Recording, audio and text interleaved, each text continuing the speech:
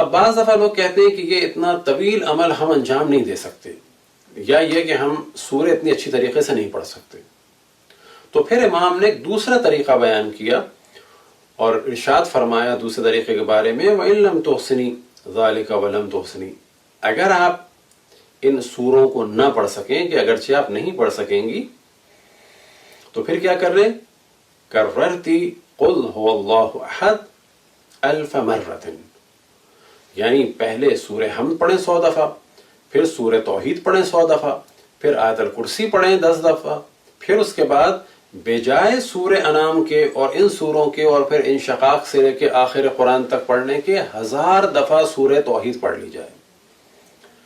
اور یہ دوسرا طریقہ انتہائی آسان ہے کہ جو لوگ ان سوروں کی وجہ سے اس عمل کو انجام نہیں دے پاتے کہ ہماری زبان اتنی رواں نہیں ہے، اور اگر ہم پڑھیں تو عموماً غروب تک ان سوروں کی تلاوت سے فارغ نہیں ہو پاتے، خصوصاً کب کہ جب سردیوں کا زمانہ ہو، کہ جب سورج جلدی غروب ہوتا ہے. تو ایسی صورت میں، یا اس صورت میں کہ جب تھکن ہو، یا اس صورت میں کہ جب تلاوت نہ کر سکتے ہوں اچھی، اس میں غلطیاں ہوں، یا یہ کہ ٹائم بہت لگتا ہو، تو پھر 1000 دفعہ سورہ توحید پڑھ لی جائے ان سوروں کے بجائے.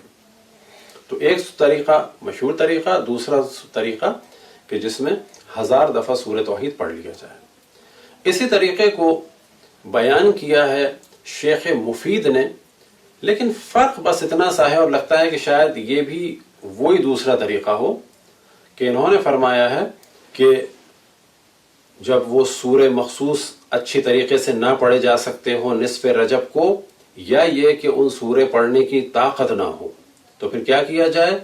حمد کو پڑھا جائے 100 دفعہ، آیت الکرسی کو پڑھا جائے 10 دفعہ، اور 1000 دفعہ سورہ کو پڑھا جائے، یعنی سورہ توحید کو پڑھا جائے آخر میں. شیخ مفید نے طریقہ جو بیان کیا اور جو دوسرا طریقہ روایت میں بیان ہوا، اس میں فرق یہ ہے کہ اس میں سورہ حمد کے بعد 100 دفعہ سورہ توحید کا ذکر نہیں ہوا، ڈائریکٹ 10 دفعہ آیت الکرسی کا ذکر ہوا. بس بہتر یہی ہے کہ اگر کوئی پہلے طریقے کے مطابق عمل نہ کر سکے تو پھر وہ دوسرا طریقہ، یعنی 100 دفعہ سورہ حمد، 100 دفعہ سورہ توحید، پھر 10 دفعہ آیت الکرسی، اور پھر 1000 دفعہ سورہ توحید، یعنی 1100 ہو جائیں گی.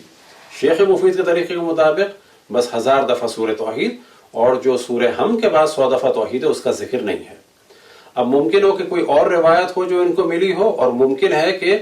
اسی طریقے کو انہوں نے نقل کیا ہو اور کاتب سے غلطی ہو گئی ہو اور 100 دفعہ سورہ توحید کا ذکر رہ گیا ہو. چوتھا طریقہ جو سید ابن طاؤس نے بیان کیا اقبال الاعمال میں، اور وہ یہ انہوں نے فرمایا، وہ اقول، کہ میں یہ کہتا ہوں، رأیت بعض الروایات، اور میں نے بعض روایات کو دیکھا، وَيُحْتَمَلُ أَن يَكُونَ ذَلِكَ لِأَهْلِ الضَّرُورَاتِ، اور یہ جو طریقہ ہے مجھے لگتا ہے کہ جن کی بہت زیادہ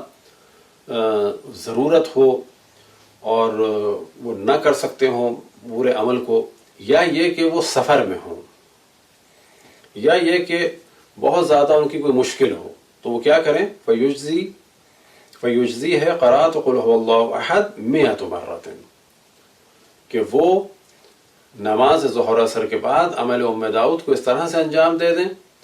کہ پہلے وہ چیزیں پڑھیں، ان سوروں کے بجائے 100 دفعہ سورہ توحید پڑھ لیں. اب یہیں سے ایک جواب یہ مل جاتا ہے کہ اگر کوئی سفر میں بھی ہو تو اس عمل کو انجام دے سکتا ہے، اور سفر میں روزے نہیں رکھ سکتے. تو بس ایک سوال یہ پیدا ہوتا ہے کہ جو روزے نہ رکھ سکتا ہو وہ کیا کرے؟ بیمار ہے، عمر زیادہ ہو گئی ہے، اب وہ چاہتا ہے عمل کرے، تو وہ بھی ان تاریخوں میں، یعنی 15 رجب کو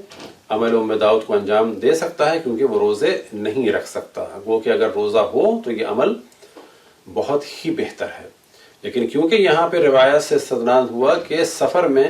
اس عمل کو، یا جب مشکل ہو یا بہت کم وقت ہو، تو 100 دفعہ سورہ توحید پڑھ کے بھی انجام دیا جا سکتا ہے، تو سفر سے واضح محسوس ہوتا ہے کہ پھر روزے کی ضرورت نہیں ہے. لیکن جو صحیح معنی میں عمل ہے اس کا، یا الفاظ دیگر تمام فضیلتوں کے ساتھ، وہ عمل اسی صورت میں ہوگا، اور جو بہترین وقت ہے اور بہترین شرائط کے ساتھ 13, 14, 15 رجب کو روزہ رکھا جائے, 15 کو بعد ظہر اس عمل کو انجام دیا جائے. برحمتك يا أرحم الراحمين